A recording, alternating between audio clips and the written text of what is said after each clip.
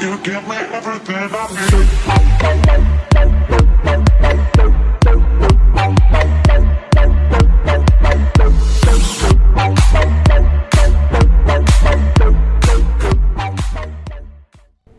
What's up, folks? It's your boy VeVe Vault, DNC's least favorite YouTuber. I'm back with another VeVe video.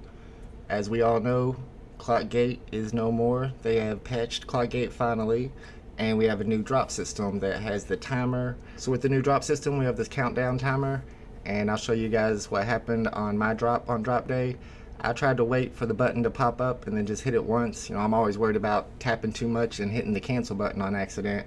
But I didn't get one this time, and it looks like a lot of the people who did get one were using the strategy of quick tapping, button mashing. So I think maybe next time I'm going to start tapping fast when there's only 2 or 3 seconds left before the drop, and once I hit it, try to not tap again to hit the cancel button, and that's probably going to be the best way to do it. The new countdown timer, a lot of people who have multiple devices are noticing that the clocks are not synced, the timers are not synced, and that could be a problem in the future.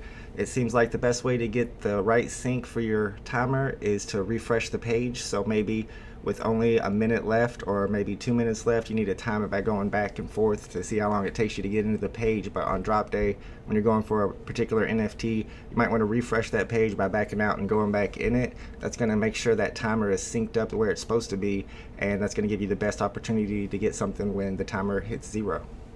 So a lot of people, including myself, have been asking, is this new drop system better than when we had Clockgate? And really, if you think about it, if you're a new user and you think about putting yourself in a new user's shoes who's not going to have the ability to know what to look for to find out how to do Clockgate, they have no chance at all to get an ultra rare. But now with this system, they actually do.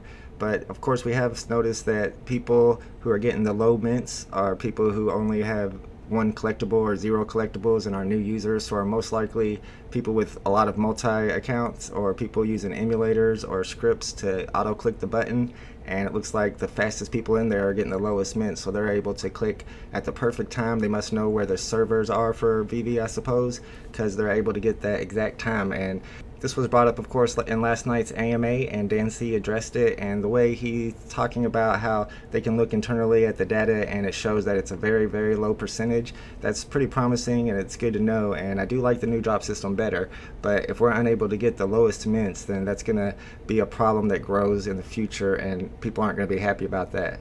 So let's listen to what Dan C had to say about it. I mean, we're always trying to make improvements. Obviously, the Clockgate was a big issue for everyone.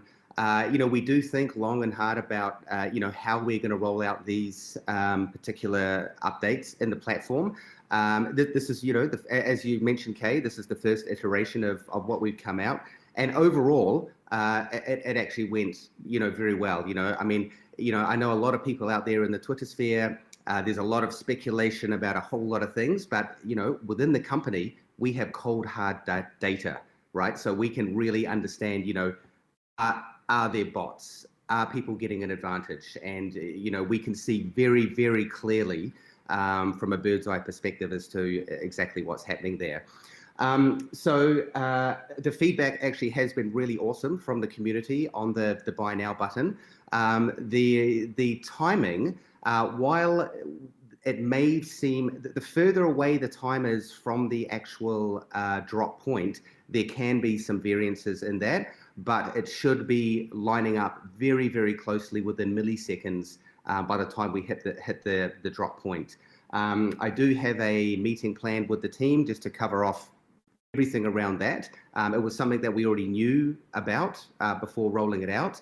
But from what I'm seeing, in the data, I'm not sure about your buy now button, Kay. But obviously, yeah, this is the first iteration, and we're trying to, roll these features out and improve them kind of over time. But this is still by far better than what we had, and I think let's just, step back and look at, this is a new implementation. It's allowed people who don't want to participate in Clockgate or maybe don't know about it to slightly level the playing field a lot more. So from my perspective, it's a big step in the right direction. The first iteration, where there'll more than likely be improvements. As you guys know, we're always rolling out updates and improvements on the app. Alright guys, I did want to reach out today and tell everybody that I truly appreciate all the support I've gotten on this channel. I get so many nice messages and comments on my videos about people who appreciate me putting these videos out and giving you guys as much strategy or tips as I can. I've never asked people to like and subscribe to my videos before, but I am going to start doing that. So if you're still watching me now and you haven't subscribed yet, please hit the subscribe button. You can even turn on the notifications bell so that you can see whenever I post a new video, usually every 2 or 3 days.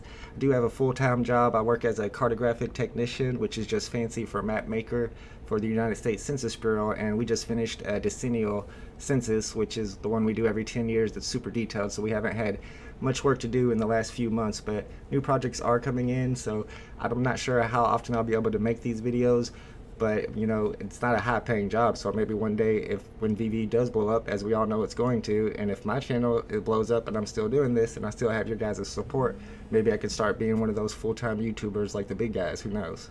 So keep watching me, hit subscribe, tell your friends about me, have them subscribe to you, and if we can get up to 2,000 subscribers, I think we can do big old giveaway number 3, and I can start panhandling in Discord and Facebook for some donations of NFTs so we can have another big old giveaway. Alright guys, before I go, I do want to let you know about some NFTs on OpenSea. I personally have never shopped on OpenSea before. Even when I bought a Z-Horse on OpenSea, I had my buddy CJ buy it for me because I didn't really know the process. But now that a few of the OG community members of VeVe have started creating their own VeVe related NFTs, I've gotten onto the platform and I've purchased a few of them, and I think they're really awesome and it's great for the community. It helps everybody involved and they're fun to collect. So you have, of course, Kaki Gaijin, who is a professional artist in Japan who does really detailed and nice portraits of people involved with VeVe, whether it be the CEO, the founder, Reese, or the influencers. And there's also this new project, VeVe Punks, which is kind of like the crypto punks with all the VeVe influencers and people involved in the company.